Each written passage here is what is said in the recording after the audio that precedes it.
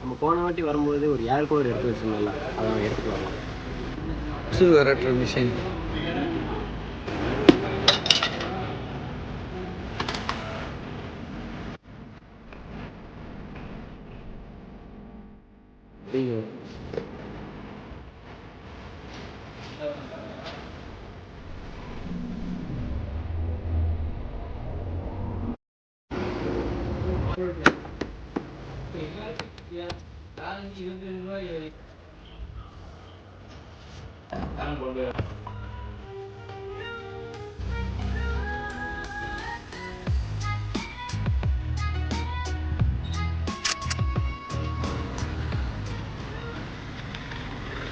இவர் தான் சற்றுக்குள்ள இது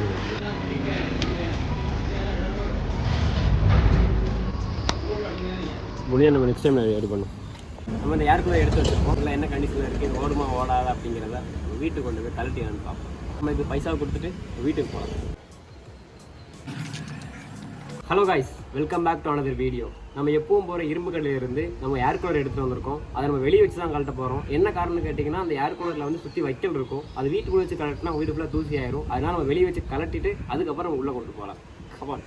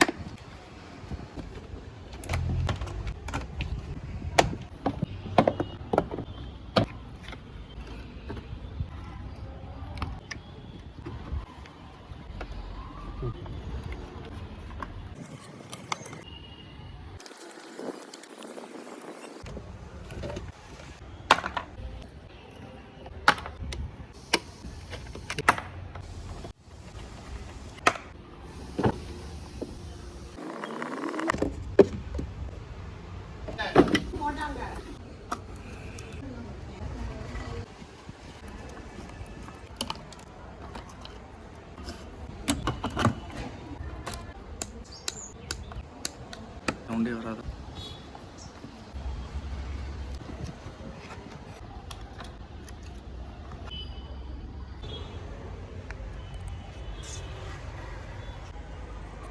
நம்ம எடுத்துகிட்டு வந்த ஏர் கூலரோட எல்லா ஸ்பேரையும் கலட்டி தனித்தனியாக வச்சாச்சு. இப்போ நம்ம என்ன பண்ண போகிறோம்னா, வாட்டர் வாஷ் சர்வீஸ் சென்டரில் கொண்டு போயிட்டு அதை நல்லா நம்ம வாஷ் பண்ணிக்கிடலாம்.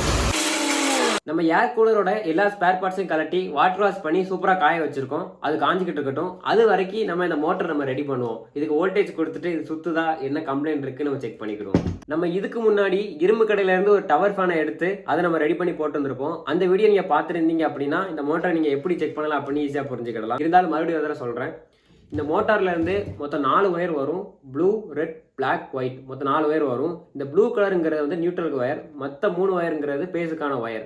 அதாவது நீங்கள் நியூட்ரலை ப்ளூவில் கனெக்ட் பண்ணிவிட்டு பேஸ் ஒயரை எடுத்து ரெட்டில் கொடுக்கும்போது ஒரு ஸ்பீடில் ஓடணும், பிளாக்ல கொடுக்கும்போது ஒரு ஸ்பீடில் ஓடணும், ஒயிட்டில் கொடுக்கும்போது ஒரு ஸ்பீடில் ஓடணும். இந்த மாதிரி நம்ம மாற்றி மாற்றி ஒயரை அந்த பேஸ் லைனை கொடுக்கும்போது மோட்டாருங்கிறது அதுக்கு தகுந்த மாதிரி ஸ்பீட் சுற்றுச்சு அப்படின்னா இந்த மோட்டாருங்கிறது கரெக்டாக இருக்குன்னு அர்த்தம்.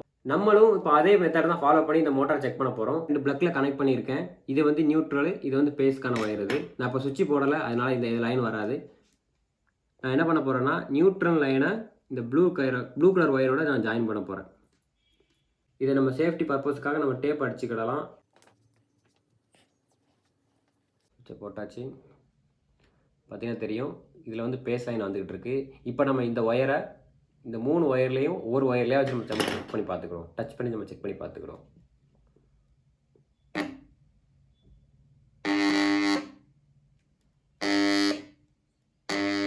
நம்ம இந்த மோட்டாருக்கு வோல்டேஜ் கூட செக் பண்ணி பார்த்துருந்தோம். அந்த மோட்டாரில் எந்த ரெஸ்பான்ஸுமே இல்லை. அதனால நம்ம முதல் வேலையை என்ன பண்ண போகிறோம் அப்படின்னா இந்த கண்டென்சரை மாற்ற போகிறோம்.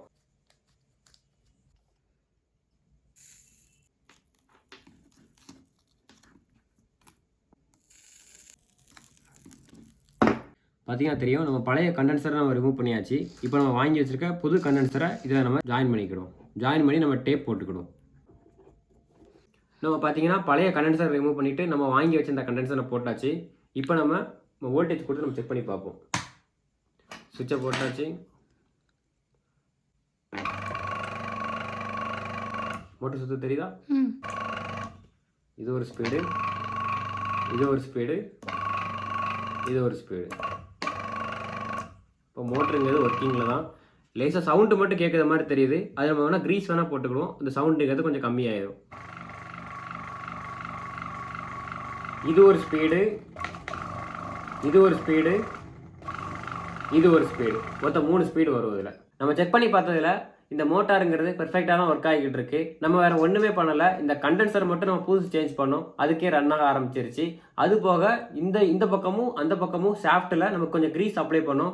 அதுலேருந்து கொஞ்சம் நாய்ஸுங்கிறது கொஞ்சம் ரெடியூஸ் ஆகிருச்சு. நம்ம கழுவி வச்சிருந்த ஏர் கூலரோட ஸ்பேர் பார்ட்ஸ் ஃபுல்லாகவே நல்லா காஞ்சிருந்துருக்குன்னு நினைக்கிறேன். அதனால நம்ம ஒவ்வொன்றா எடுத்துகிட்டு வந்து இப்போ நம்ம அசம்பிள் பண்ண ஸ்டார்ட் பண்ணலாம். நான் என்ன பண்ணிக்கிட்டு இருக்கேன் பார்த்தீங்கன்னா நம்மளோட ஏர் கூலருக்கு கூலிங் பேட்ஸ் ரெடி பண்ணிக்கிட்டு இருக்கேன். அதுக்கு நான் ஹார்ட்வேர் கடையிலேருந்து இந்த மாதிரி நான் வலை வாங்கிட்டு அதை ஒரு பை மாதிரி ரெடி பண்ணிக்கிட்டு உள்ளே ஃபுல்லாக நான் வைக்கல ஸ்டவ் பண்ணிட்டேன். நம்ம ரெடி பண்ணதை கூலிங் பேட்ஸில் வச்சுட்டு அளவு எடுத்துகிட்டு நம்ம எக்ஸ்ட்ரா இருக்க வைக்கோலையும் வலையையும் நான் சிசர் வச்சு நான் கட் பண்ணி தூர எடுத்துட்டேன். இதே மெத்தடில் நான் மற்ற 2 கூலிங் பேட்ஸையும் நான் ரெடி பண்ணிட்டேன்.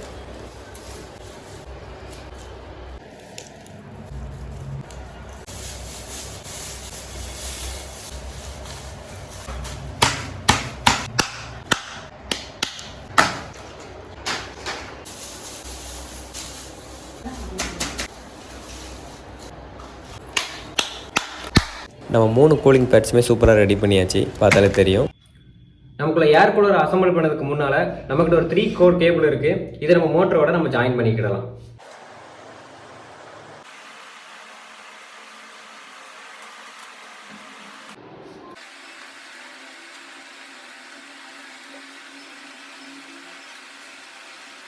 நம்ம ஒயரை ஜாயின் பண்ணி அதுக்கு மேலே இன்சுலேஷன் டேப் போட்டு அதுக்கு மேலே நம்ம சப் டேப் வச்சு ஒரு கோட்டிங் கொடுத்துருக்கோம். இப்போ இந்த கனெக்ஷனுங்கிறது நம்ம வாட்டர் ப்ரூஃப் கனெக்ஷனாக மாறிடுச்சு. இதே மாதிரி மற்ற 3 ஒயரை நம்ம பண்ணிக்கிடுவோம். நம்ம இப்போ என்ன பண்ண போகிறோம்னா இதுக்கு மேலேயும் சப் டேப் வச்சு ஒரு நம்ம கோட்டிங் கொடுத்துக்கிடலாம்.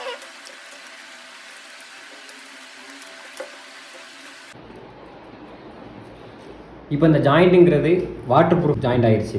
இப்போ இதுக்கு மேலே தண்ணி போட்டாலுமே அந்த நமக்கு ஜாயின் பண்ணியிருக்க கனெக்ஷனில் எந்த ஒரு தண்ணியும் படாது.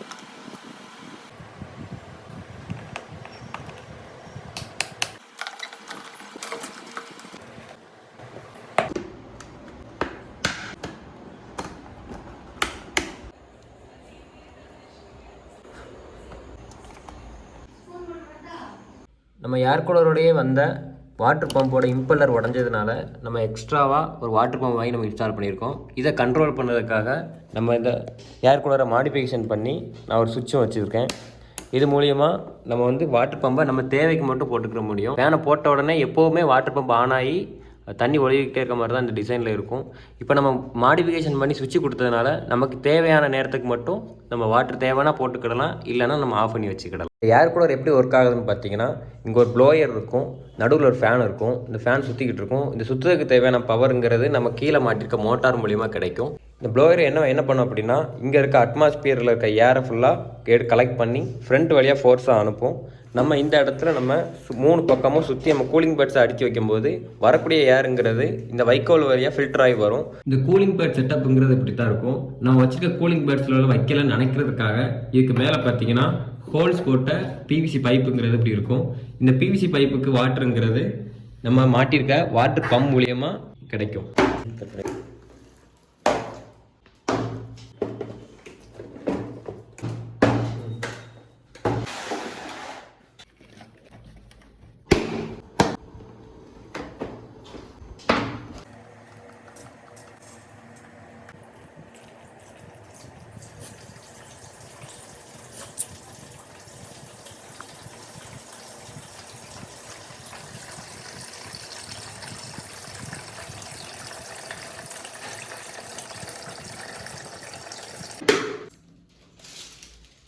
நம்ம இப்போ எல்லா வேலையும் முடிச்சாச்சு. இப்போ நம்ம ஃபேன் ஆன் பண்ணி பார்க்கலாம் ஒர்க் ஆகுதான்னு.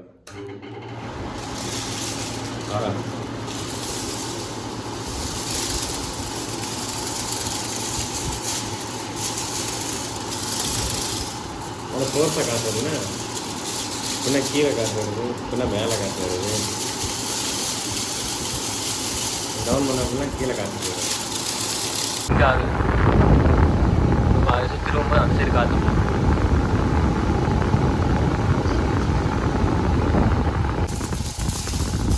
நல்ல காற்று வருதுண்ணே. இப்போ நம்ம வாட்டர் ஆன் பண்ணி பின்னாடி ஃபுல்லாக அந்த வைக்கல தண்ணி போடுறத நம்ம செக் பண்ணுவோம்.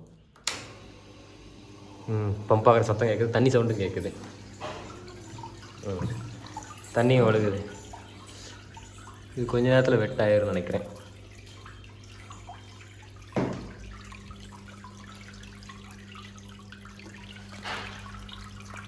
அந்த பைப்பில் உள்ள ஹோல்ஸ் வழியாக தண்ணி விழுது பாருங்கள். 3 பக்கம் தண்ணி தான் விழ தான் செய்யுது. வைக்கோல்லாம் நல்லா நனைஞ்சிருச்சு. இப்போ மறுபடியும் ஃபேன் ஆன் பண்ணி அந்த ஜில் காற்று வரத பார்ப்போம்.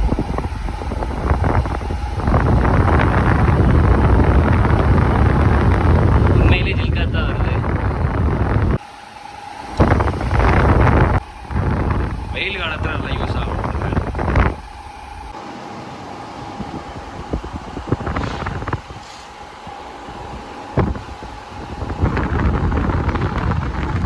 நம்ம இரும்பு கடையிலேருந்து எடுத்து அந்த ஏர் கூலரை ரொம்ப பக்காவாக ரெடி பண்ணியிருக்கோம். ரொம்ப சூப்பராக ஒர்க் ஆகிட்டு இருக்கு. நம்ம இந்த ஏர் கூலரை ரெடி பண்ணதுக்கான செலவு என்னன்னு பார்த்தீங்கன்னா, நம்ம 500 ரூபாய்க்கு இந்த பழைய இரும்பு கடையிலேருந்து ஏர் கூலர் எடுத்துட்டு வந்தோம். அது போக 300 ரூபாய்க்கு நம்ம வாட்டர் பம்ப் வாங்கியிருக்கோம். 50 ரூபாய்க்கு வாட்டர் சர்வீஸ் பண்ணியிருக்கோம். 50 ரூபாய்க்கு அந்த வலை வாங்கியிருக்கோம். 900 ரூபா ஆச்சு. யாரோ ஒருத்தர் வேண்டான்னு சொல்லி இந்த ஏர் கூலரை இரும்பு கடைக்கு போட்டு நம்ம கையில் மாட்டி இதுக்கு ஒரு மறுவாள் கொடுத்து வச்சிருக்கோம்.